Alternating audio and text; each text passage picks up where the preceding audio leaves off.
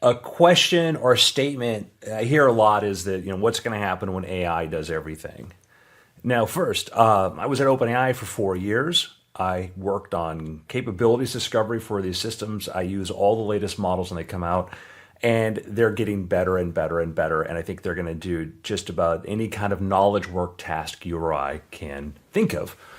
Now, remember, I use the term knowledge work task because there's a lot of other work in the world that isn't measured purely in IQ or horsepower or energy. An example of that would be, well, like a writer, okay? An AI might be able to write technically a better book than your favorite author, but part of the value in that book isn't that it is the most optimized, hyper rational way of telling you the story, it's who is telling you that story. Now, for an example, up above me, I have a bookshelf and I have 4 copies of Brandon Sanderson's Kickstarter limited edition hardcovers that he launched. It was the most successful Kickstarter of all time, made $40 million. $40 million for 4 books that he wrote during the pandemic. And I bought them. I paid like $250 for them. Fun fact, I have never read a Brandon Sanderson book in my life. I plan to. He is, by all accounts, an amazing writer. I bought them because I like the guy. I think he makes great videos talking about writing and his experience as a writer. I bought them because of the value that he as a human being had put out into the world, and I wanted to reward him for that or just participate that in somehow. When we think about the idea of AI doing all kinds of work, you have to remember we keep inventing new kinds of work. Ever since we industrialized agriculture, when 99% of everybody who was a farmer had to find a new job, we kept inventing new ones. Things that we take for granted now, like healthcare, education, and even governance, were things that happened because we freed up labor. Now, freeing up labor doesn't really sound very freeing when you lose your job, but what it does mean is that all of a sudden we say, hey, we have all these capable individuals that we could be doing other things with. Now, there are a lot of problems in the world, and there will continue to be. And even as we solve old problems, we'll find new ones, or we'll start expanding the sphere of the kinds of things we want to solve for. If you travel around the world and you go to other countries, you can see where there's infrastructure and other issues. There's access to things that we take for granted that we need to solve for and make happen. Robotics and AI may be part of that solution, but at the end of the day, it's going to take people saying, hey, I want to fix a thing, and then I want to make it better and better and better.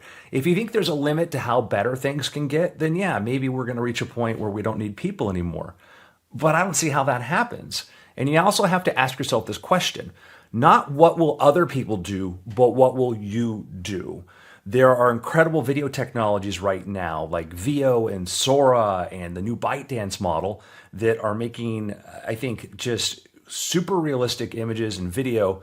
And some people go, well, there goes actors. Well, TV didn't replace Broadway. We still have live theater. We still want to see people do things. Tom Cruise does a Mission Impossible movie, and he knows to get people into the theaters, he has to go do some crazy stunt. And you could do it with CGI now, and do it very realistically, and do an even more impressive visual stunt, but it's not going to make you excited to go see him, the person doing the thing, in a motion picture. We forget about these things. And I would say in tech, we're extremely guilty about that because we tend to measure things only in IQ and horsepower, and the world is way more than that. The smartest person at your company probably isn't the one running it.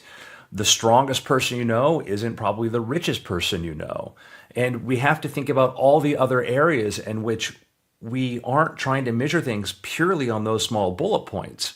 AI will do everything. People say, okay, are we going to watch robots drive NASCAR? Yeah, sure, we might have robotic driving competitions. We're going to still want to watch humans drive these cars because we're humans. That's why we care. Are we going to have an all-robot Olympics and get rid of all the people? No, of course not. That's silly.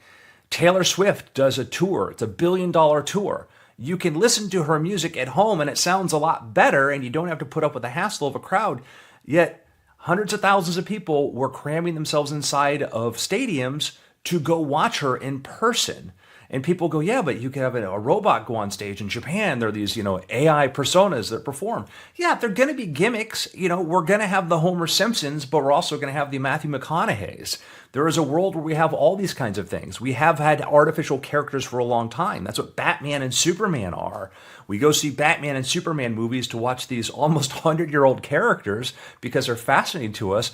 But also, we like to have interesting people play them and people we like make these movies. There's a reason we know who James Gunn is. There's a reason we know who Christopher Nolan is.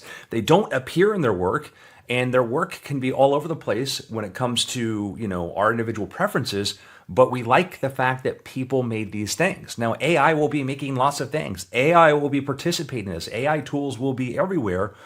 But my question for you is, are you going to stop caring about people? If the answer is yes, then yeah, the future could be bleak. But I know, as somebody who loves AI and a humanist, I'm going to keep caring about people. I'm going to still want to see humans flourish and succeed. And I want to see you succeed too.